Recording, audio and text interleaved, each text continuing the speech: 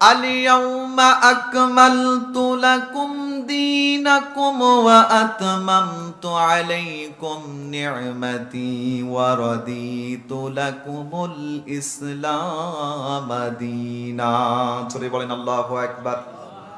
কুরআনুল কারীমের 5 নম্বর সূরা সূরাতুল মায়েদার 3 নম্বর আয়াতের মাঝের অংশ এটা। আল্লাহ রাব্বুল আলামিন বলেন আল-ইয়াউমা আকমালতু লাকুম দীনাকুম।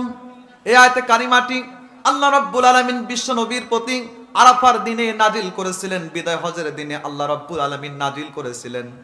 আল্লাহ তাআলা বলেন, হে নবী, আমি আপনাকে যে ইসলাম দিয়ে আমার জমিনের উপর পাঠিয়ে দিয়েছিলাম, প্রেরণ করেছিলাম, যে ইসলামকে আপনি আমার জমিনে আপনি কায়েম করেছেন, ওয়ারাদিতু লাকুমুল ইসলাম দীনা, এই ইসলামের প্রতি আমি আল্লাহ রাব্বুল আলামিন রাজি এবং খুশি হয়ে গেছি। জোরে বলেন সুবহানাল্লাহ ওয়া নি'মাতি।